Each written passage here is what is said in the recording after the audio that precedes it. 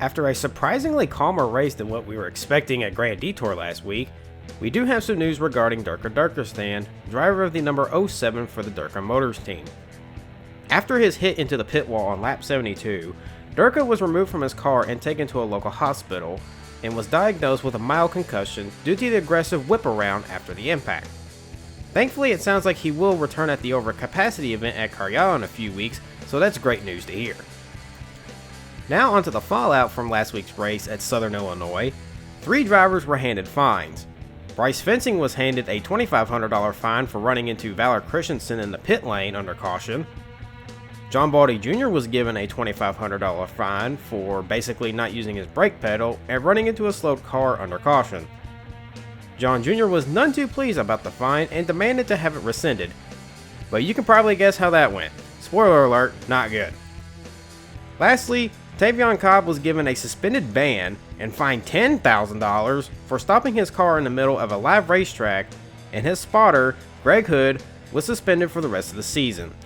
A pretty big blow to the Jorgenet Racing team. Now onto this weekend's race. Rain was looking to be a factor coming into the weekend, especially yesterday during qualifying. However, the rain never came, but there was some serious cloud cover which allowed for some of the drivers we're not used to seeing up front qualify really well. This should make for an intriguing race today. Now, let's head to trackside for the race. For the 3rd time this season and 2nd race in a row, Garrett Banks will lead the field down to the green flag. Clay Marcel started to his outside, however he was sleeping on the start a little bit. Keon Parker takes advantage and goes to the inside, going through turns 1 and 2 as Banks has cleared both of them as he brings the field down to turn number 3 and getting ready to go back uphill to turn 4.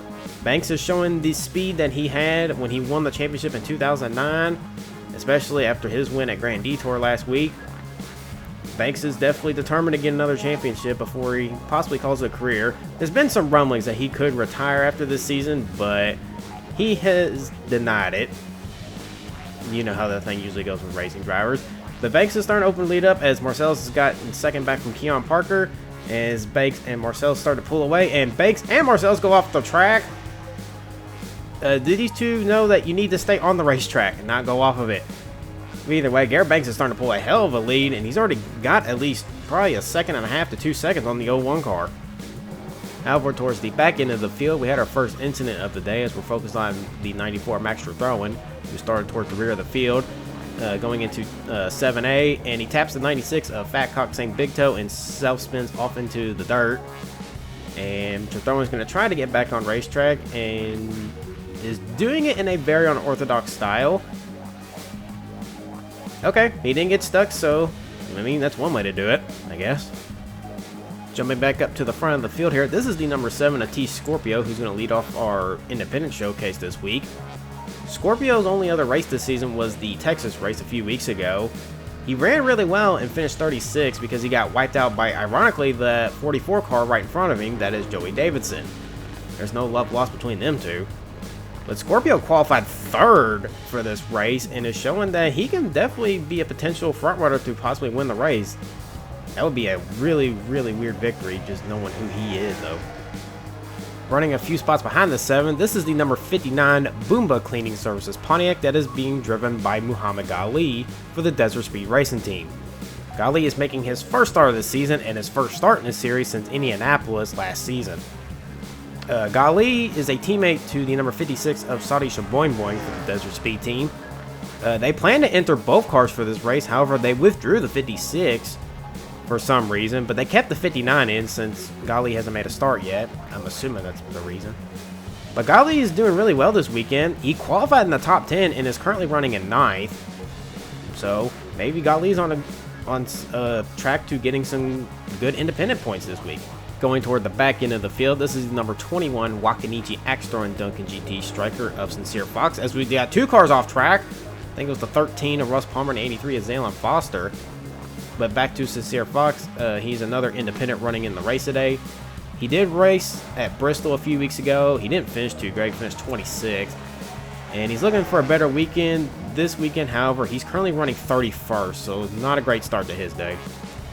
And here's a better look of the 1383 as we're focused on the 13 of Russ Palmer. Just drives it in too deep and spins the 83 out and himself. The 82 has gone off track, so is the 22, the 37, and the 71. What the hell are we doing? Guys, you're supposed to keep it on the track, not off track. Jesus. However, we weren't done with the chicanery going into 7A. Matteo Valentino in the 2 tries to go in, and he just overcooks the corner and spins himself out. Yeah, there's not much to it there. However, just in front of the 2 car going off, Tavion Cobb in the 40 also is going to overcook the corner, and he just loses it on his own. Matteo must have felt bad for him, so he must have did it in reaction to it. Oh, Jesus, these guys can't keep it on the road. This is going to be a long day today. Now we have the self-spins out of the way, we can finally showcase our final independent in the race today. This is the number 96 of Scottish driver Fat Cock St. Big Toe. St. Big Toe raced at Daytona at the beginning of the season. He didn't do too terribly well. He finished in 30th.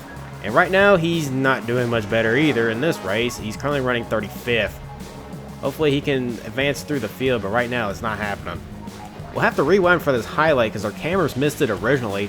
But here's what happened to the 50 of Ashton Russell. This was lap 2. He also had trouble with turn 7A, and he spun off the racetrack, but he got buried down in the dirt. And he got stuck there, and he had to get towed to the pits as he was trying to basically find a way out by just throwing the car in reverse, trying to do what Max Verstappen did earlier in the race. But it didn't work well for him as he got bogged down and had to get towed to the pits. He did lose at least 2 laps because of it. Points later, Alex Constantine has had 4 straight top 10 finishes, and the worst finish being in that stretch is 9th place. So you probably are expecting he must be running in the top 10 today. You would be completely wrong. He's actually running outside the top 20. He's running in 27th. A pretty bad day for our points leader right now. It looks like the team just missed the setup. He didn't qualify too well, and Alex is struggling right now. He's complaining about the car just being kind of tight off corners, and he's got a long way to go if he wants to extend his top 10 streak to 5. One of Alex Constantine's points rivals is having a slightly better day. This is the number 95 of Valor Christensen, who's running in 16th as he's currently battling Gustavo Silva Rodriguez for 15th. Christensen is pretty good on the road courses. Out of the I think 5 road courses we ran last season, he finished well in 2 of them. He dominated pretty much all of them before mechanical failures or crashes took him out. But he won at Watkins Glen last season, and it doesn't have the same amount of speed as he would have normally, but he's still running really well. One driver who's looking to have a great run and possibly keep all 4 of his wheels on the ground, preferably, is the number 30 car of Daisuke Hiroshimi. If you're wondering what I was referring to, he flipped his car at Grand Detour last week. So, yeah, Daisuke's looking to keep his car pointed the right way and, keep the tires on the racetrack. He's running really well right now. He's running inside the top 20 in the underpowered Olympica Javelin for the Big Bang Racing team. I'm giving him a shout because I love the underdogs in the series, and Big Bang Racing is also owned by one of our fellow cohorts here at the Reject Sports Network, our pit reporter, Dong my apologies. So here you go. Here's a little bit of TV time for you, Daisuke. Catching back up with the leaders, this is lap 5 out of the scheduled 34-lap race. Garrett Banks still holds the lead with Keon Parker now at the 2nd place. Banks is going wide. Banks is off track. Banks is doing a little bit of off-roading, and here comes the 14 of Keon Parker, who's going to drive right by him. Oh, Garrett Banks was dominating the early part of the race and makes one mistake, and the 14 takes advantage and takes the lead away from him. Jumping back through the field a little bit, this is the number 63 Duncan GT Striker of Kelvin Stevenson for the Hollywood Cardinal Racing team. He's running in 10th place so far. Stevenson has been punching above his weight with this underdeveloped car, and has had some pretty good runs with it, even though the results haven't been to his liking. His only race that he's finished, I believe, is Daytona at the beginning of the season, where he came home in 8th. But right now, as long as the car holds and doesn't blow up on him, he can possibly snag a top 10 finish, or possibly top 15, because that's usually where he runs before his car decides to die on him. But Stevenson is definitely one of the true underdogs in this series and is having a great run so far. Running 2 spots ahead of Stevenson is the number 48 of John Baldy Jr., the winner at California at the 2nd race of the season. Baldy Jr. doesn't really like road courses, but yet has his best career finishes on road courses, so that's kind of ironic. And he was also in the news for trying to fight Danny Pushrod III, our Elite Series official, about a fine he got at Grand Detour because he didn't use his brakes under caution and ran into the back of the 07 of Durka Durkistan in that race. But right now, John's keeping a cool head for now and is running inside the top 10. While we were away, Garrett Banks in the 46 had caught up to the 14 to Keon Parker and took the lead back from him. I'm asking why our camera crew missed it, but I ain't got a straight answer from him, so there might be some budget cuts come Monday. Either way, Garrett Banks is back out front and is looking to pull away from the 14 once again. Him and the 14 have been the class of the field pretty much since the start of the race. Here's one thing you hate to see as a front-running leader: a lap car who's actually faster than you. This is the number 2 of Matteo Valentino, who is currently 2 laps down, but since he's been in the pits, he actually has fresher tires than the leaders and is running lap times comparable to him. And that's definitely an annoyance, and I'm pretty sure I just saw Keon Parker flip him the bird as he drove by him. So Mr. Parker is not too thrilled with how Matteo's been racing with him. And frankly, I don't blame him. That's definitely a very, very annoying thing for a lap car to do. And he's driving it really wide in turn 11, and he just hit the wall. Oh, Jesus Christ. Back up front with Garrett Banks as we're now starting lap 11 here. He's starting to pull ahead more of Keon Parker, and he just runs into the back of the 4, Francesco Valentino. The 4 goes sliding off track, and Garrett Banks has now front end damage. As the rest of the field is starting to catch him, Keon Parker is closing in. What on earth was that? I can't tell if the 4 swerved into the 46 or Banks just ran him over. Here's another look at it. We're focused on the 4, Francesco Valentino, who had to make an unscheduled pit stop. He's coming out of the pits on the access lane, and he basically merges right in front of the 46 of Garrett Banks. That is technically part of the racing line, but I don't know. I'm going to need one more look at it, but right now, I think Francesco made a really dumb move. Here's an onboard shot from the 46 of Garrett Banks. The 4's coming out of the pits, and while the 46 never run into him, Francesco still blocked his path and ran him off the track afterward. And the officials agreed, and they called the number 4, Francesco Valentino, and his spotter to the hauler after the race. While we were watching the replays, Garrett Banks stayed out an extra 2 laps and finally decided to come into the pits on lap 13 so the crew can finally repair the damage after running into the 4. And Banks just hit the wall in pit road. Oh, what is going on with the 46 team? It looks like the whole strategy just fell apart on him. While Garrett Banks hit the pit lane, Keon Parker decided to stay out an extra lap and lead the race. Parker is a 2-time winner in the Rejectcar Elite Series. He got both of his wins at the overcapacity events at Daytona and Mount Panorama last season when the Jorkanet Racing team was running part-time. Keon Parker's had a pretty good start to the season so far. He has 2 top 10 finishes. But he did have a pretty bad hiccup at Grand Detour where he slammed into the back of ironically, the 4, Francesco Valentino, who just had an altercation with Garrett Banks. Other than that, Parker's been pretty consistent and is possibly a front-runner for the championship, even though no one expected Jorkanet Racing to be this competitive right out of the gate here, as Parker's going to dive into the pits 1 lap later and possibly try to gain ground on the 46 of Garrett Banks. After pit stop cycle out, Keon Parker still holds the lead of the race. He has a 1-second gap over Cooper Key in the 61, who's running in second. With the misfortune coming to Garrett Banks and the entire 46 team, Keon Parker has assumed control of the race, and it's looking like he could run away with it because no one's been really on his pace during this second stint. Bristol winner Kareem Abdul-Najjar is having a horrendous day today. He's been in the pits on and off for repairs, and I think he's been off track a few times. He's currently running 35th. Not a day he would like to have, especially after he snagged the top 5 at Grand Detour last week. So this is definitely going to knock him down the points table just a little bit, just because nothing seems to have gone his way today. However, on the other side of the spectrum, Kareem's cousin Dream Abdul-Sagar is running in 15th. Dream's had a pretty quiet day. Other than 1 off-track excursion early in the race, he's had a pretty clean race. Well, there goes another car off track. That's Kelvin Stevenson in 63. But back to Dream. he's had a pretty decent start to the season. He won at Texas, which was kind of a surprise. Then he followed it up with a last place finish at Bristol, but he rebounded with a 6th place finish at Grand Detour last time out. So Jareem's just hanging on and getting some decent points, especially when he runs in the top 15, because being on track is better than being in the garage, and I know he can attest to that. One driver who's having a surprisingly good day today is the number 38 of Dong Hoi, Who's Your Daddy. Dong Hoi drives for the Big Bang Racing team. His teammate is the number 30 of Daisuke Hiroshimi. Focused in on him because other than a 13th at California, he hasn't really done much this season. He's just had pretty lackluster races. He hasn't blown up in any of them. He hasn't wrecked out of any of them, at least not to my knowledge. And Derek Lewis goes off track. Geez, turn 8 is just biting everybody today, I guess. But back to Dong Hoi. He's having a really good run, running in 11th, and he could sneak a top 10 here as long as he can keep the car on the road, unlike some drivers. Checking back in with Garrett Banks, the team made repairs after his last pit stop, and he's been driving like a man possessed.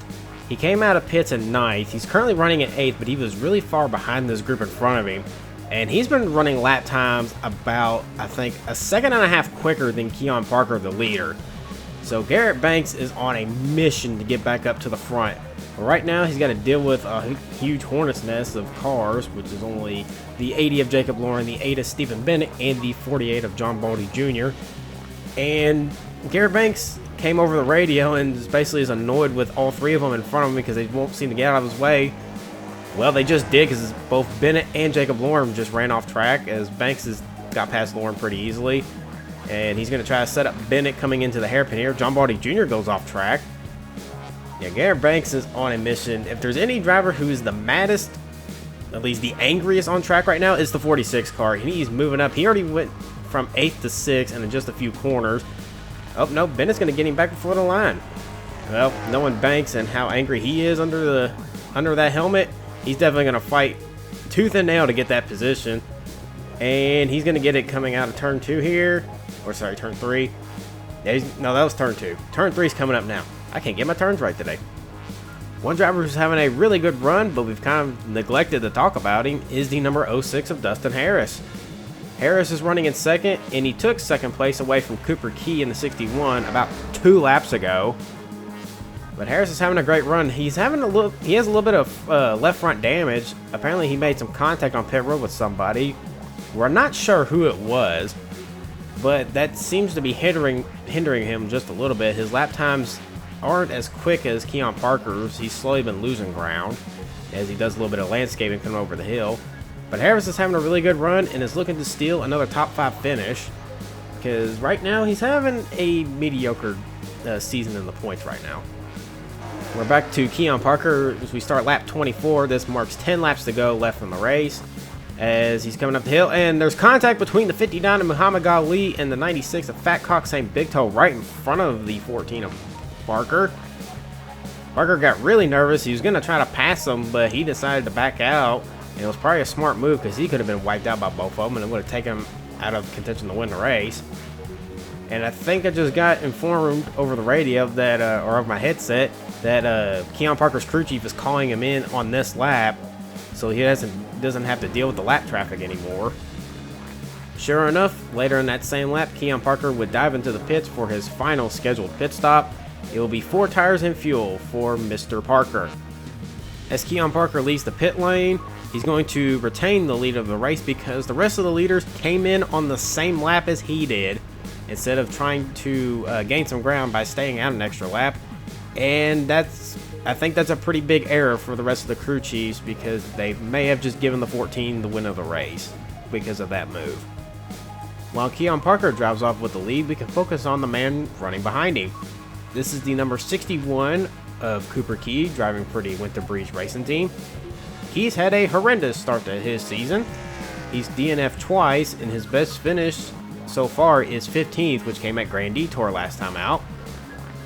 But he's definitely going to have a better day today, because he's going to possibly get a podium out of it, barring anything drastic happen to him. But yeah, this is a great rebound for him and the Winter Breeze team. Running in 10th and doing some landscaping is the number 45 of Jay Baldy. Now at Grand Detour last time out, I mentioned Jay Baldy's bold preseason claims that he was going to dominate every race and win the championship, and I kind of made fun of him for it. But apparently Jay heard that and confronted me after that race and threw a profanity-laced tirade at me. I basically laughed it off and shrugged it off because I don't take him seriously. He is a great race car driver though, I'll give him that, but it's just something to inflate his ego, and right now, as long as he stays where he is, he'll get his best career or best finish of the season so far. Ronnie Hawkins in the number 42 for the Hollywood Cardinal Racing Team is having another top 15 run. For a team that didn't think they were going to be hardly competitive coming into this weekend, is actually putting down some pretty decent pace, and Hawkins is punching above his weight once again. He had a top 10 at Grand Detour last time out, and now he's possibly going to get a good result on a road course, as he does in landscaping here, as Hawkins really doesn't like road courses. He's never admitted to being a great road course racer, but with the Duncan GT Striker kind of being underpowered, maybe he can run a little bit quicker since he doesn't have to really put the hammer down in some of these tight technical sections. But Hawkins is having a really good day, and as long as he holds station, he'll get another top 15 out of it. One driver who seemed to come out of nowhere with a huge burst of pace for this weekend is the number 22 of Jose Rodriguez for the Southern State Racing Team. Rodriguez had a pretty good start to his season. He finished 6th at Daytona and had a top 20 at California. But then we went to Texas, and he became kind of a meme for basically being a moving chicane and causing a caution, which ended the race under yellow and got him a trip to the steward's office. Other than that, he hasn't done too well. He's either wrecked out or just been really off pace. But this week, the Southern State team nailed the setup, and he's just outside the top 10. He's running in 11th currently. Yeah, Jose Rodriguez definitely needs to turn his season around, because right now, the morale in the garage on him is still pretty low after his antics at Texas back in, the 3rd race of the year. Moving up closer to the front end of the field, here is the number 7 of T Scorpio, running for the Independence Trophy, and is having a hell of a day running inside the top 10. Scorpio has only made one other start this season. That was at Texas, which was race 3 of the season. He was running top 5 for most of that race before Joey Davison decided to just punt him into the wall and cause a massive wreck. But Scorpio has rebounded, and he's definitely going to walk away with a lot of independent points after this race, especially if he holds station where he is. Checking back in with Dustin Harris here. While we were away, he had an off-track excursion. He ran wide in turn 8, and he lost a couple of positions. So now he's running in 4th and is losing sight of the leaders. But I'm pretty sure he's okay with that, because he's still in the top 5 and there's only 3 laps to go. And he doesn't have to worry about fuel, so he's probably going to finish inside the top 5. Harris hasn't had any luck ever since his podium at Daytona to start the season.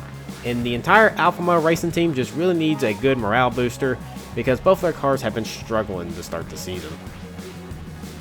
Here's another driver we've neglected to talk about, and I don't even think I've mentioned him all race.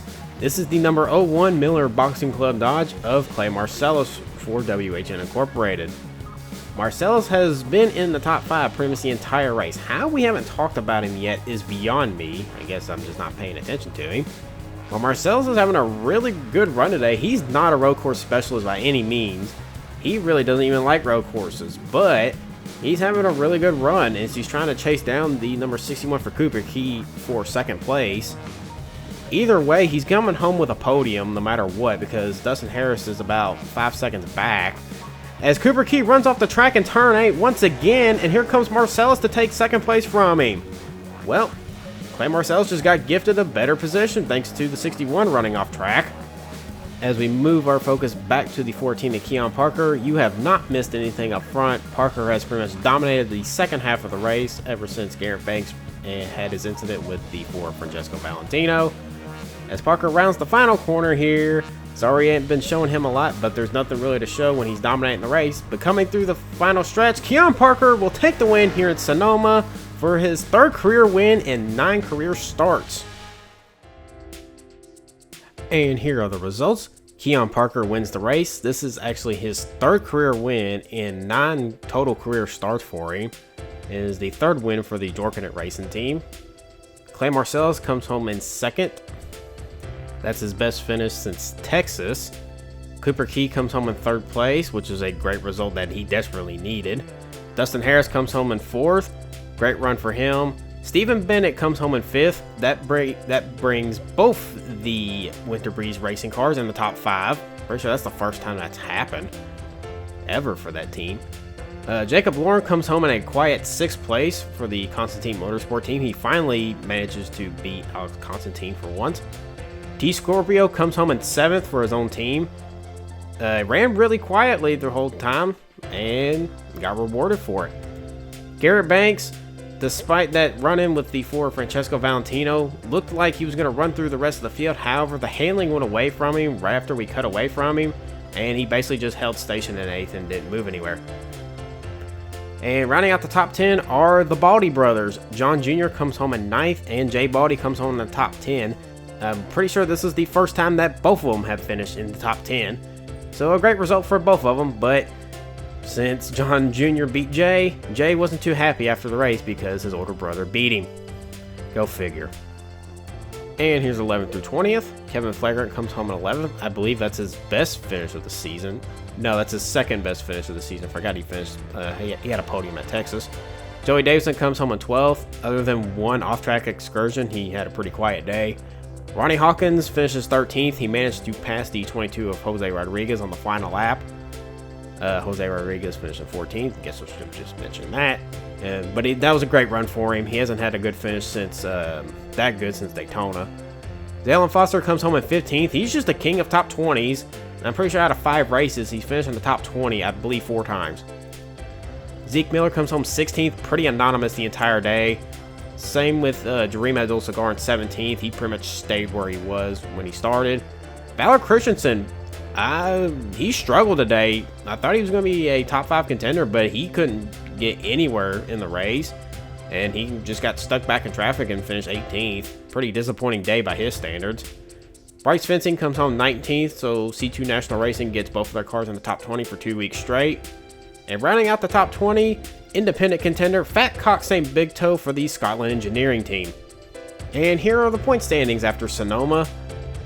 Just a clear mention, after Grand Detour, when I was going over the points, I said that race was the quarter point of the season. I was completely wrong because I can't do math. We are not quite at the quarter point of the season yet, but we're close. But after 6 races, Alex Constantine is still the points leader, and despite having a pretty mediocre day, he still has a 38-point lead over Keon Parker, who jumps up 8 spots after his win. Valor Christensen falls 1 spot to 3rd place. Jacob Lauren now moves up 3 spots. He's 4th in points. Also moving up 3 spots is Garrett Banks, who moves up into the top 5 for the first time this season. Russ Palmer falls down to 6th in points. Jareem Abdul-Sagar 7th in points. Gustavo Silva Rodriguez, who was pretty much non-existent this entire race. I don't think I talked about him once. He fell 3 spots to 8th. Kareem Abdul-Najjar, he finished in 33rd, so that put him down to 9th in points. And Joey Davidson, despite a top 20 finish, still falls 1 spot to 10th in points. As we move on to 11th through 20th, Stephen Bennett is just outside the top 10 in the Winter Breeze number 0. He moved up 3 spots. Clay Marcellus, with his runner-up finish, moves up 13 spots. He is now 12th in points. Bryce Fencing, who won this race last season, but didn't have a pretty decent day today, he falls 2 spots to 13th. Ronnie Hawkins moves down 1 spot to 14th.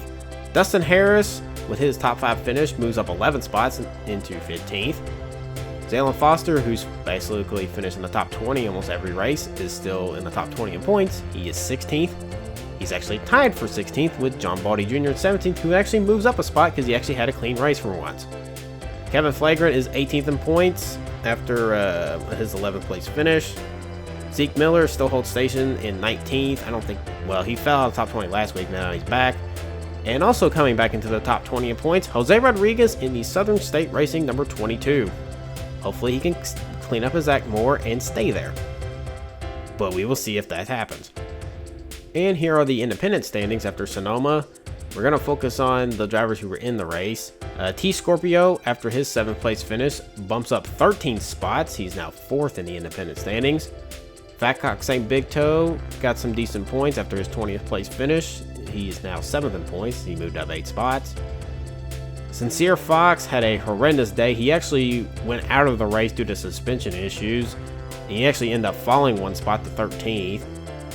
And Muhammad Ali, the final independent, who was making his first start of the season, bumps up 3 spots to 15th. He just finished inside the top 25, so not a really good day for him, but he didn't wreck out either, so I guess you can call that a job well done for him. Other than that, Tommy Salami is still the leader of the independent standings, as we're still missing the FinTech cars, or I should say the Finnish engineering cars of Ventera Keiko and Korelter Zvinik. They have yet to make starts yet. I'm not sure when their first race is going to be. I know they're going to be at Karjala because that's their home base, but other than that, I'm not too sure when their first scheduled start's supposed to be. Other than that, Tommy Salami is still on top.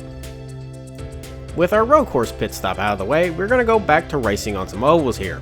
Our next stop for the Rejectcar Elite Series, we're heading to Sparta, Kentucky to race on the very bumpy and tricky Kentucky Speedway. This has been Jim Format for the Reject Sports Network. See you then! If you enjoyed the Rejectcar Elite Series and want to watch more races, please click over here to watch the current playlist on the season. If you want to keep up with the Rejectcar Elite Series and want to be notified when new races come out, please consider subscribing to the channel by clicking here. Thank you for watching, and I'll see you soon.